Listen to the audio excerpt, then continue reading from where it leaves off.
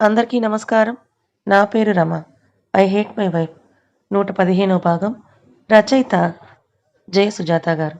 తల్లిదండ్రులు తన రూమ్‌కి పిలిచిన రంజిత్, శ్వేత చేతుల్లో కొన్ని పేపర్స్ పెడితే, ఏంటి ఇవన్నట్టుగా రంజిత్ వైపు ఆమె చూస్తే, చూడు అన్నట్టు ఒక లుక్ ఇవ్వడంతో వాటిని చదివిన శ్వేత ఫేస్ వెలిగిపోతే, నిజమా రంజు అని ఆనందంగా అడుగుతుంది ఆమె. ఆ అని వాళ్ళు ఏం మాట్లాడుకుంటున్నారో అర్థం కాక చూస్తున్న కేశవ, కౌసల్య గారి చేతిలో భార్య చేత ఆ పేపర్స్ పెట్టి, ఇల్లు తీసుకున్నాను నాన్న మీ పేరు మీద అని రంజిత్ అంటాడు. ఇల్లు? అవును నాన్న, ఒక ఇండిపెండెంట్ హౌస్ తీసుకున్నా. హైదరాబాద్‌లో మనకి ఇల్లు ఎందుకు రంజిత్? మేమేదో శ్వేత ప్రెగ్నెంట్ అని ఇక్కడున్నాం గానీ, నాకు మన ఊళ్ళో మన ఇంట్లో ఉండడమే ఇష్టమని కేశవ్ గారు అంటుండగానే, నీకీ ఇంట్లో ఉండడానికి నామోషీగా ఉందా రంజిత్? అన్న వినయ్ గారి మాటలకి నలుగురు వెనక్కి తిరిగేసరికి డోర్ దగ్గరే ఉంటారు వినయ్ గారు, రాజీ గారు. మావయ్య అని రంజిత్ వినయ్ గారి దగ్గరికి వెళ్తే, చెప్పు రంజిత్, నీకు అల్లుడిగా మామగారింట్లో ఉండడానికి అంత ఇబ్బందిగా ఉందా? మీరు వేరేగా ఉండాలని అనుకుంటున్నారా? అని సీరియస్‌గా అంటున్న ఆయన మాటలకు అభి, ఐసు వాళ్ళు కూడా కిందకొస్తే, మామయ్య మీరు తప్పుగా అనుకుంటున్నారు. నా ఉద్దేశ్యం అది కాదు అని రంజిత్ ధనిలోపు, నా ఫ్రెండ్, నా కూతురు, నా వాళ్ళందరూ నా దగ్గరే ఉన్నారని నేనెంతో సంతోషంగా ఉన్నానురా. కడుపుతో ఉన్న నా కూతుర్ని దగ్గరుండి చూసుకోవడానికి నేను ఆఫీస్ కూడా వదిలి ఉంటే, నువ్వు వాళ్ళందరినీ వేరే ఇంటికి ఎలా తీసుకొని వెళ్తావని రంజిత్‌పై అరుస్తూ కోపంగా ఆయన రూమ్‌కి వెళ్ళిపోతారు వినయ్ గారు. అయ్యో మావయ్య అని రంజిత్ అంటూ, బావ, మావయ్య నా గురించి తప్పుగా అనుకుంటున్నారు. నాకిక్కడ ఉండడానికి ఎలాంటి ఇబ్బంది లేదు. మరి ఇప్పుడంత అర్జెంట్‌గా ఇల్లెందుకు కొన్నావు రంజిత్? ఏ ఈ ఇల్లు మాత్రం మీ ఇల్లు కాదా? అని చెల్లెల్ని దూరంగా తీసుకొని వెళ్తాడని అభికి కూడా కోపం రావడంతో గంభీరంగా అంటాడు. అయ్యో అని అభి కూడా తనను తప్పుగా అనుకోవడంతో తల మీద చెయ్యి వేసుకుంటాడు రంజిత్. రంజిత్ చేసిన దాంట్లో తప్పేముందభి? వాడేమన్నా ఇల్లరిక వల్లుడనుకుంటున్నారా నువ్వు, మీ నాన్న ఇక్కడే ఉండడానికి? అన్ని రోజులు ఇక్కడ ఉండాలంటే వాడికి ఇబ్బందిగా ఉంటుంది కదా! నువ్వు కూడా అర్థం చేసుకోవేంటి అభి? అని మేనల్లుడి గౌరవం తన ఇంట్లో తగ్గకూడదనే ఉద్దేశంతో రాజీగారంటే, మమ్మీ తను కొత్తగా పెళ్ళవగానే వెళ్తానంటే వాళ్ళ ప్రైవసీ కోసం నేను వద్దనేవాడిని కాదు. కానీ నెలలు నిండిన బుజ్జిని దూరంగా తీసుకొని వెళ్తానంటేనే కోపం వస్తోందని అభి అరుస్తాడు. అభి గారు అసలు అన్నయ్య చెప్పేది వినరా? అని అప్పటి వరకు సైలెంట్‌గా ఉన్న ఐసు అంటే, ఏం వినాలి ఐసు అని అభి అంటుండగా, అబ్బా! మీరంతా ఒక క్షణం ఆగండనన్న రంజిత్ వినయ్ గారి రూమ్‌కి వెళ్తే కోపంగా బుసలు కొడుతూ అటు ఇటు తిరుగుతున్న వినయ్ గారి ఎదురుగా నిలబడతాడు రంజిత్. వెనకే మిగిలిన వారు వస్తారు. మావయ్య, ఈ ఇల్లు నాది కాదు. మీరంతా నా వాళ్ళు కాదని నేను అనుకుని ఉంటే ఇప్పుడు కాదు, పెళ్ళవ్వగానే వేరే వెళ్ళిపోయేవాడిని. మన ఆఫీస్‌లో కూడా కేవలం నా వర్క్ మాత్రమే చేసుకొని వచ్చేసేవాడిని. కానీ నేనలా అనుకోలేదు కాబట్టే మేనేజర్ పోస్ట్‌లో ఉన్నా, అది మన ఆఫీస్ అని బాధ్యత నెత్తి మీద వేసుకున్న శ్వేత వర్క్, మీ వర్క్ కూడా నేను చేస్తున్నాను. చైర్మన్, సీఈఓగా మీ ఇద్దరు డీల్ చేయాల్సిన ప్రాజెక్ట్స్ నేను టేక్ ఓవర్ చేస్తున్నా అని రంజిత్ ఆవేశంగా అంటే, మరిప్పుడు నీకు వేరే ఇల్లు ఎందుకు రంజిత్ అని అభి అనగా, మీ చెల్లి కోసం. బుజ్జి కోసమా? ఆ! అని పుట్టింట్లో ఏచట ముచ్చట తీరని అత్త కోసం ఆలోచించి, కనీసం తన డెలివరీ అయినా అమ్మమ్మ ఇంట్లో అవ్వాలి. మా పిల్లలు తన అమ్మమ్మ ఇంట్లో పుట్టాలి. తన డెలివరీ నాన్న చేతుల మీదుగా మా ఇంట్లో జరగాలని కోరుకుంటోంది. కానీ మీకు తెలుసు కదా! ఆ ఊర్లో హాస్పిటల్ లేదు. పక్క టౌన్‌కి వెళ్ళాలి. చాలా రిస్క్ అవుతుంది. నా బేబీని, శ్వేతను రిస్క్‌లో పెట్టలేను. అలా అని కడుపుతో ఉన్న నా భార్య కోరిక తీర్చకుండా తప్పకుండా ఎలా ఉంటా? అందుకే ఇలా తన సంతోషం కోసం తన డెలివరీకి ఇబ్బందవ్వకుండా తన కోరిక తీరేలా ఇక్కడే నాన్న పేరు మీద ఇల్లు తీసుకున్నా. అది కూడా మళ్ళీ మీకు ఇబ్బంది లేకుండా వాకబుల్ డిస్టెన్స్‌లో తీసుకుంటే దానికి మీరేవేవో అనేస్తున్నారని రంజిత్ అలకగా అంటే, అప్పటి వరకు గందరగోళంగా ఉన్న సిట్యుయేషన్ ప్రశాంతంగా మారుతుంది. సారీ రంజిత్ అని ఆర్ట్‌ఫుల్‌గా అంటూ అప్పటి వరకు కోపంగా ఉన్న అభి నవ్వుతూ రంజిత్ చేతులు పట్టుకుంటే, అత్త అన్నట్టు ఇల్లరికవలుడన్న పేరు వచ్చినా సరే మామయ్య కూతుర్ని చూడకుండా ఉండలేరు. ఈవిడకు లేవగానే వాళ్ళ డ్యాడీ ఫేస్ చూడాలి. ఆయనతో గారాలు పోవడం అలవాటనే ఒకే ఒక కారణంతో నేను వేరే వెళ్ళకుండా ఇక్కడే ఉంటే లాస్ట్‌కి మావయ్య కూడా నన్ను అర్థం చేసుకోలేదు. నేను చాలా హర్ట్ అయ్యాను అని అంటున్న రంజిత్‌ను హత్తుకుంటారు వినయ్ గారు. నిజంగానే నిన్ను అర్థం చేసుకోలేకపోయాను రంజిత్. ఒక్కసారిగా ఇల్లు కొన్నా అనేసరికి నా కూతుర్ని నాకు దూరంగా తీసుకొని వెళ్ళిపోతావేమో అని చాలా భయపడిపోయా అని వినయ్ గారంటే, మా వాడిని ఇల్లరికం అల్లుడుగా ఉంచేసుకుందాం అనుకుంటున్నారా అన్నయ్య? మా కోడల్ని ఇంకా మా ఇంటికి పంపించరా? అని సీరియస్‌గా అన్న కౌసల్య గారి మాటలకు అందరూ ఆమె వైపు చూస్తారు. ఇంకా అదే ట్రాన్స్‌లో ఉన్న అను ఎక్కడ డిప్రెషన్ అవుతుందో అని వరుణ్‌కి భయమేస్తే, అలా తన కౌగిట్లోనే ఏడ్చి ఏడ్చి మళ్ళీ నిద్రపోయిన అనుని జాగ్రత్తగా బెడ్‌పై పడుకోబెడతాడు. ఆమెను చూస్తూనే ఆ పూట గడిచి సాయంత్రం అయితే తనని చూస్తూనే ఉన్న వరుణ్ ఆమెతో పాటు పొద్దుట టిఫిన్నే కాదు మధ్యాహ్నం భోజనం కూడా చేయడు. చిన్నగా కళ్ళు తెరిచిన అను తన పక్కనే ఉన్న వరుణ్‌ని చూసి కంటి కొసల నుంచి కారుతున్న కన్నీటితో పైకి లేచి కూర్చుంటే తను ఉన్న రూమ్ మొత్తం ఒక్కసారి చూసి, నేనెక్కడున్నా అని కంగారుగా అడుగుతున్న అనుని చూసి, మా ఇంట్లో ఉన్నావని వరుణ్ అంటే కొంచెం సేపు సైలెంట్‌గా ఉన్నాను. నన్ను మా ఊరు తీసుకొని వెళ్తావా వరుణ్ బావ అని అడుగుతుంది. నిజంగా నేను నిన్ను అర్థం చేసుకోలేకపోయాను రంజిత్. ఒక్కసారిగా ఇల్లు కొన్నా అనేసరికి నా కూతురు నాకు దూరంగా తీసుకొని వెళ్ళిపోతావేమో అని చాలా భయపడిపోయా అని వినయ్ గారంటే, మా వాడిని ఇల్లరికం అల్లుడుగా ఉంచేసుకుందాం అనుకుంటున్నారా అన్నయ్య? మా కోడల్ని ఇంక మా ఇంటికి పంపించరా? అని సీరియస్‌గా అన్న కౌసల్య గారి మాటలకు అందరూ ఆమె వైపు చూస్తారు. అమ్మా అని రంజిత్ అసహనంగా పిలుస్తుంటే, ఆగు అన్నట్టు చెయ్యడ్డు పెట్టిన కౌసల్య గారు, చెప్పండన్నయ్య. మా కోడల్ని ఇంక మా ఇంటికి పంపరా? ఇక్కడే ఉంచేసుకుంటారా? అని రెండోసారి అన్న ఆవిడ అరుపులాంటి మాటలకి, ఇదైనా తన ఇల్లే కదా చెల్లెమ్మ అని వినయ్ గారు అయోమయంతో కూడిన కంగారుతో అంటే, ఈ ఇల్లు తనిల్లు ఎలా అవుతుందన్నయ్య? అభి, ఐసు ఇల్లు అవుతుంది గానీ, బుజ్జికి కూడా ఈ ఇంట్లో హక్కుంది అత్తయ్య. ఆ మాటకు వస్తే, నాకన్నా నా చెల్లికే ఇంటిపై ఎక్కువ అధికారం ఉంటుంది అని అన్న అభి మాటలకు, ఇలా అంటున్నానని తప్పుగా అనుకోకండి అభి బాబు. మీరు కలిగిన వారు కాబట్టి మీ చెల్లిని మీ దగ్గరే ఉంచుకోవాలి అనుకుంటున్నారు. అది కూడా తనంటే ప్రేమతో. అలాగే నా కూతుర్ని, అల్లుడిని నా ఇంటికి శాశ్వతంగా తీసుకొని వెళ్ళిపోతామంటే మీరొస్తారా? మీ తల్లిదండ్రులు పంపుతారా? అని కౌసల్య గారు అడిగిన ప్రశ్నకు అభి దగ్గర, వినయ్ దగ్గర సమాధానం లేకపోతే పంపరు కదా! ఎందుకంటే ఒక వయసుకొచ్చాక కూతురు అత్తగారింట్లో ఉండాలి. కోడలు మనింట్లో ఉండాలి. అదే తరతరాల నుంచి వస్తున్న ఆచారం కాబట్టి అని మళ్ళీ ఆవిడే మాట్లాడుతూ, అలా అని మా కోడల్నేం పల్లెటూరులో మా దగ్గర ఉండాలి, మాకు సేవలు చేయాలి అని మేము అనుకోవడం లేదు. నా కొడుకు దగ్గర వాడు సొంతంగా కొనుక్కున్న ఆ ఇంట్లో ఉంటే చాలు. వాడెంత వదినకు మేనల్లుడైనా, మీకు ఫ్రెండ్ కొడుకైనా సరే, వాడికి అంటూ ఒక సెల్ఫ్ రెస్పెక్ట్ ఉంటుంది కదా! మీ ఇంట్లో ఉంటే మీరు తక్కువ చేసి చూడకపోయినా అల్లుడిగా వాడిని గౌరవంగానే చూసినా బయట వారు వాడిని ఇల్లరికపు అల్లుడనే అంటారు. చులకనగా మాట్లాడతారు. ఒక తల్లిగా నా కొడుకు అలా అందరిలో తక్కువ రావడం నాకిష్టం లేదన్నయ్య అని అన్నావిడ వినయ్ గారి వైపు, రాజీ గారి వైపు చూస్తూ, నేను ఏమైనా తప్పుగా మాట్లాడితే నా మాటల వల్ల మీ మనసులు బాధపడితే నన్ను క్షమించండన్నయ్య. ఇది కేవలం నా అభిప్రాయం అంతే. ఎక్కడ ఉండాలన్నది ఫైనల్‌గా వాళ్ళిద్దరిష్టం అని రంజిత్, శ్వేతను చూస్తూ ఆవిడ బయటికి వెళ్ళిపోతారు.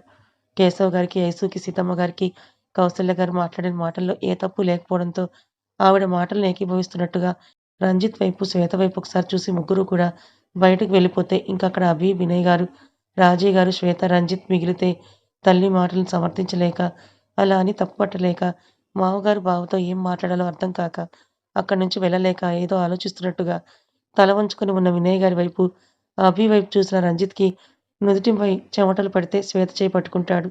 ఏదో నిర్ణయం తీసుకున్నట్టు ఊపిరి పీల్చుకున్న శ్వేత, నన్ను మా అత్తగారింటికి పంపే ఏర్పాట్లు చూడండి డాడీ అని ఒకే ఒక మాట అన్నా. శ్వేత ఎవరి వైపు చూడకుండా వెనుతిరిగి తన రూమ్‌కి వెళ్ళిపోతే, అమ్మ అన్న మాటలో కోపం వచ్చిందా? కానీ నిర్ణయం తనకే వదిలేసింది కదా! మరెందుకిలా మాట్లాడుతోందని ఆలోచిస్తున్న రంజిత్, శ్వేత వెనకే పరుగు పెడితే, బుజ్జిని ఈ టైంలో ఒంటరిగా ఎలా పంపుతాం మమ్మీ? అని చిరుకోపంగా అడుగుతున్న అభిని చూస్తూ, ఒంటరిగా ఎలా వెళ్తుంది? అభి, తను కూడా తన భర్త ఉంటాడు. పురుడు అయ్యే వరకు తను కూడా తన అత్తమామలు ఉంటారు. అమ్మమ్మ ఉంటుంది. ఇక నీ చెల్లి ఒంటరి ఎలా అవుతుంది? అంటే నువ్వు కూడా అత్తయ్య మాటల్ని సమర్థిస్తున్నావా మమ్మీ? నువ్వింకా దాన్ని నీ చెల్లిగా మాత్రమే చూడొద్దంటున్నా. దానికి పెళ్లయింది. భర్త, అత్తమామ ఉన్నారు. దాని అత్తిల్లు దానికుంది. ఎక్కడ ఉంటే దానికి దాని భర్త గౌరవంగా ఉంటుందో ఇంకా అర్థం చేసుకోలేని చిన్న పిల్ల కాదు నీ బుజ్జమ్మ. దాని లైఫ్‌కి సంబంధించిన నిర్ణయాలు తీసుకునే ధైర్యం నీ చెల్లికుంది. దాని కాపురం అది చక్కబెట్టుకోగలదు. కాబట్టి అదేదో అంది కదా! ఆ ఏర్పాట్లేవో చూడు అని కసిరిన రాజీగారి వైపు ఎర్రటి కళ్ళతో కోపంగా చూస్తూ అభి బయటికి వెళ్ళిపోతే, చిరుబుర్లాడుతూ బయటకు వెళ్తున్న కొడుకుని ఓరకంట చూస్తూనే వినయ్ గారి భుజంపై చెయ్యి వేస్తారు రాజీగారు. చిన్నగా కళ్ళు తెరిచిన అను తన పక్కనే ఉన్న వరుణ్ణి చూసి కంటి కొసల నుంచి కారుతున్న కన్నీటితో పైకి లేచి కూర్చుంటే, తను ఉన్న రూమ్ మొత్తం ఒకసారి చూసి, నేనెక్కడ ఉన్నా అని కంగారుగా అడుగుతున్న అనుని చూసి, మా ఇంట్లో ఉన్నావను అని వరుణ్ అంటే, కొంచెం సేపు సైలెంట్‌గా ఉన్న అను, నన్ను మా ఊరు తీసుకొని వెళ్తావా వరుణ్ బావ అని అడుగుతుంది. మొహం మొత్తం నీరసంతో పీక్కుపోయి ఉంటే, లోతుగా వెళ్ళిన కళ్ళల్లో నిర్జీవం లేక, వాడు కొట్టిన చేతి దెబ్బకి 5 వేళ్లు ఆమె చెంపను ఎర్రగా మారిస్తే, ఆ వేలి గుర్తులను చూసి ఉక్రోషంతో వరుణ్‌కి రక్తం మరిగిపోతుంది. చావు దెబ్బలు కొట్టినా ఇంకా కస్తీరకపోవడంతో వాడిని చంపేయాలనే కోరికను కష్టంగా ఆపుకుంటుంటే, అతని చేతి పిడికిలి బిగిసి ఉబ్బిన నరాలు పైకి తేలితే, అతను ఎంత కోపంగా ఉన్నాడో అర్థమవుతుంది తనకి. ప్లీజ్ బావ, అక్క, పెద్దమ్మ, పెదనాన్న నన్ను ఇలా చూస్తే తట్టుకోలేరు. ప్లీజ్ నన్ను మా ఇంటికి తీసుకొని వెళ్ళిపో అని బెదురు కళ్ళతో అడుగుతున్న ఆమెను ఒక్క క్షణం చూసిన వరుణ్‌కి కూడా ఆమెకిప్పుడు ఈ ప్లేస్ చేంజ్ చాలా అవసరం అనిపించి, "మరి నేనిలా చూస్తే మీ పేరెంట్స్ కంగారు పడతారు కదా!" అని అడిగితే, ఎదురుగా ఉన్న డ్రెస్సింగ్ టేబుల్ మిర్రర్‌లో తనని తాను ఒకసారి చూసుకున్న అను ఎర్రగా కందిపోయి వాచిన బుగ్గను చూసుకొని, అది నార్మల్ అవ్వడానికి కనీసం ఒక వారం పట్టినా వాపు తగ్గడానికి 2 రోజుల టైం సరిపోతుంది అని తనలో తాను లెక్కలేసుకొని ఒక 2 డేస్ తర్వాత వెళ్తా ఈలోపు నేను అని మాట్లాడడం ఆపేసిన అను తనిక్కడ మేనత్త ఇంట్లో కాకుండా ఇంకెక్కడ ఉండగలను అని ఆలోచిస్తుంటే, "నీకిబ్బంది లేకపోతే నీకు నచ్చినన్ని రోజులు ఇక్కడే ఉండొచ్చు" అని అన్న వరుణ్ మాటలకి అతని వైపు చూస్తుంది. అవునను. ఇంట్లో మమ్మీ, డ్యాడీ ఎవరూ లేరు. నీకు తెలుసు కదా! అన్నయ్య కుజ పూజ కోసం ఊరు వెళ్లారని. ఒక 10 డేస్ నుంచి నేనొక్కడినే ఇంట్లో ఉంటున్నా. కాబట్టి నువ్వు కూడా ఈ రోజు నుంచి ఇక్కడే ఉండొచ్చు. నీకిష్టమైతేనే అని అన్న వరుణ్ సమాధానం కోసం ఆమె వైపు చూస్తే, నీకు ప్రాబ్లమ్ ఏమీ ఉండదు కదా! ఉండదు. సరే అని ఇబ్బందిగా అన్న అను ఆ 2 రోజులు కూడా వరుణ్ ఇంట్లోనే ఉండి, మూడవ రోజు వరుణ్‌తో పాటు వాళ్ళ ఊరు వెళ్తే ఆమెను ఇంట్లో డ్రాప్ చేసి ఒక 10 డేస్ ఆమెను చూడకుండా ఎలా ఉండాలో అని అనుకుంటూ భారంగా మారిన మనసుతో వెనుతిరిగితే చిక్కి శల్యమైన కూతురుని చూసి తమ మీద కూతురు బెంగ పెట్టుకుందని, అందుకే చిక్కిపోయిందని తెగ బాధపడిపోతారు కృష్ణ దంపతులు. కోపంగా బయటకొచ్చిన అభి గుమ్మం దగ్గర నిలబడి ఫోన్ చేస్తూ కంగారు పడుతూ ఉన్న ఐసు దగ్గరికి వెళ్లి, ఎందుకంగా కంగారు పడుతున్నావు? ఎవరికి ఫోన్ చేస్తున్నావు మిర్చి? అనుకి అభి గారు నిన్న నైట్ అది రాలేదంట. అమ్మ చెప్పింది. తనకి కాల్ చేస్తుంటే స్విచ్ ఆఫ్ వస్తోంది అని టెన్షన్‌గా మాట్లాడుతున్న ఐసు మాటలకి రాత్రి వరుణ్ దగ్గర ఉన్న అను గుర్తొచ్చి తనకెలా ఉందో అని అనుకుంటూ, అను ఫ్రెండింట్లో ఉంది. ఐసు కంబైన్డ్ స్టడీస్ అంట. నాకు కాల్ చేసింది. ఐసుకి నిజం చెప్పకుండా అబద్ధం చెప్తాడు. అను గురించి తెలిస్తే ఐసు కంగారు పడుతుంది అని. అవునా? అదేంటి నాకు కదా కాల్ చేయాలి. మీకెందుకు కాల్ చేసింది? అని ఐసు కళ్ళు చిన్నవి చేసంటే, ఓయ్! నీ ఫోన్ నాట్ రీచబుల్ అని వస్తే నాకు కాల్ చేసింది. అయినా నీకీ మధ్య అనుమానం బాగా ఎక్కువైంది మిర్చి. నువ్వే కాదు, తను కూడా నాకు మరదలే. మేనమామ కూతురే. ఆ మాత్రం మా మధ్య చనువు ఉండకూడదా? ఆ చనువుతోనే కాల్ చేసి చెప్పింది. అత్త కంగారు పడుతుంది. చెప్పు బావ అని. అది ఓన్లీ మరదలు మాత్రమే. నేను మీ భార్యని కూడా. బావ పాలకోవానా? నువ్వెలాగో పిలిచేవాళ్ళని చూస్తే ఇలా మండిపడతావని విసుగ్గా అన్న అభి, అవునవును భార్యవే. అందుకే ఈ మధ్య టిపికల్ ఇండియన్ వైఫ్ లాగా కాల్చుకొని తింటున్నావు. వేగలేకపోతున్నాను నీతో అని అభి అనగానే, ఆ! వేగలేకపోతున్నారా? నా లవ్, కేరింగ్ మీకు విసుగ్గా ఉంది కదా! అంతేలెండి. మీకు ఫస్ట్ నుంచి నేనంటే ఇష్టం లేదు. నేనే పిల్లల కోసం మీరు వద్దంటున్నా కూడా మిమ్మల్ని పెళ్లి చేసుకున్నా అని మీకు లోకువైపోయాను కదా అభిగారు అని అంటూ ముక్కు ఎగబీలుస్తూ కన్నీళ్లు కారుస్తూ లోపలికి వెళ్ళిపోతున్న ఐసుని పిచ్చి చూపులు చూస్తూ ఉంటాడు. అభి, ఇప్పుడు నేనేమన్నానని అలా కళ్ళ నుంచి గంగా గోదావరి కార్చేస్తోంది ఈ అమ్మాయిలకు నెత్తి మీద నీళ్ళకుండా రెడీగా ఉంటుందేమో పిలవకుండానే కారిపోతాయి కన్నీళ్లు అని అసహనంగా అనుకున్న అభి వరుణ్‌కి కాల్ చేస్తాడు. శ్వేతకి ఎక్కడ కోపం వచ్చిందో అని. కంగారుగా లోపలికి వచ్చిన రంజిత్ ఎదురుగా ఉన్న శ్వేతను చూసి ఆశ్చర్యపోతాడు. అమ్మ అన్న మాటలకు కోపం వచ్చిందేమో అని. నేను కంగారు పడితే నువ్వేంటే రేగుడియాలు తింటున్నావు? ఇవి నిన్న మావయ్య తెచ్చారు రంజు. ఫ్రెష్‌గా ఉన్నాయి. టేస్ట్ చాలా బాగుంది. అందుకే ఆగలేక తినేస్తున్నా. కడుపుతో ఉంటే క్రేవింగ్స్ మరీ ఇంత దారుణంగా ఉంటాయా? అని ఆమెకు కోపం రాలేదని రిలాక్స్‌డ్‌గా ఆమె పక్కన కూర్చుంటే, అందరికీ ఉండవు రంజు. నా కడుపులో ఉన్నోడికి మేనత్త పొలిగేమో. ఐసూలో ఎప్పుడు అన్ని రుచులు కావాలంటున్నాడు. ఐసు పేరు చెప్పి లాక్ చేయాలని చూడకు. నా చెల్లి కేవలం మిర్చి బజ్జీలు మాత్రమే లిమిట్ లేకుండా తింటుంది. నీలా అడ్డమైన గడ్డి తినదని విసుగ్గా అన్న రంజిత్, తిన్నవి చాలు. ఎక్కువ తింటే అంగిలి కొట్టుకుపోయి ఫుడ్ తినలేవని చేతిలో ఉన్న రేగుడియాల బాక్స్ లాక్కుంటుంటే, ఇంకో రెండే తింటాను రంజు. ప్లీజ్ రా అని మళ్ళీ రంజిత్ చేతిలో బాక్స్ లాక్కొని ఆమె తింటుంటే, మాట వింటే నువ్వు శ్వేతవి ఎలా అవుతావు రాక్షసి అని చిన్న చిరునవ్వుతో అని ఇష్టంగా రేగుడియాలు తింటున్న భార్యని చూస్తూ, అమ్మ మాటలకు నీకు కోపం రాలేదు కదా అని రంజిత్ అంటే, కోపం ఎందుకు రంజు? అత్త చెప్పింది కరెక్టే కదా! నిజానికి నా మీద నాకే కోపంగా ఉంది. అట్లా చెప్పే వరకు నీ గురించి నేను ఆలోచించలేకపోయినందుకు. నువ్వు నా గురించి ఆలోచించి, నా కోసం బెంగుళూరులో జాబ్ మానేసి, మన ఆఫీస్‌లో జాయిన్ అయ్యావు. డ్యాడీని చూడకుండా ఉండలేను అని నా కోసం నీకు చిన్నతనంగా ఉన్నా కేవలం నా కోసం ఇక్కడే ఉన్నావు. కానీ నేను నీ గురించి ఆలోచించలేకపోయాను కదా! నిజమే కదా! పెళ్ళయ్యాక కూతురు భర్తతో కలిసి పుట్టింట్లోనే ఉంటే భర్తను కొంగు కట్టుకుంది కూతురు. పుట్టింటికే తీసుకొని వచ్చేసిందని గొప్పగా అనుకుంటారు. అలాగే కన్నవాళ్ళను వదిలి భార్య కొంగు పట్టుకొని వచ్చేశాడు ఇల్లరికం అల్లుడు అని అంటారు అని కూడా నేను ఆలోచించలేకపోయాను. ఒక భార్యగా నీ గౌరవం గురించే ఆలోచించలేకపోయాను. రియల్లీ షేమ్ ఇట్ అని అన్న శ్వేత బాధగా రంజిత్ చేయి పట్టుకొని సారీ అని అంటే నిజంగా తనకి ఇంట్లో ఇప్పటి వరకు ఎవరూ తనని తక్కువ చేసి చూడకపోయినా అల్లుడిగా మర్యాదగా చూసిన వినయ్ గారికి, శ్వేతకి భయపడి ఎదురుగా అనకపోయినా బయట వాళ్ళు ఆఫీస్‌లో తన గురించి తక్కువ చేసి మాట్లాడే కొన్ని మాటలు అతని చెవిన పడుతూనే ఉన్నాయి. ఎంత పట్టించుకోకపోదామని అన్నా కొన్నిసార్లు ఆ మాటలకు ఎక్కడో కోపం వచ్చినా తన భార్య కోసం అవన్నీ టేక్ ఇట్ ఈజీగా తీసుకునేవాడు. ఇప్పుడు తల్లితో పాటు శ్వేత కూడా తనని అర్థం చేసుకోవడంతో తన మనసులో బటర్‌ఫ్లైస్ ఎగిరితే అయితే మనింటికి వెళ్ళడానికి నీకు ఏ అభ్యంతరం లేదు కదా! మనిల్లు అంటే కొత్తిల్లునా? పాతిల్లునా? కొత్త ఇల్లే నాకు ఇష్టం లేదు. వాట్?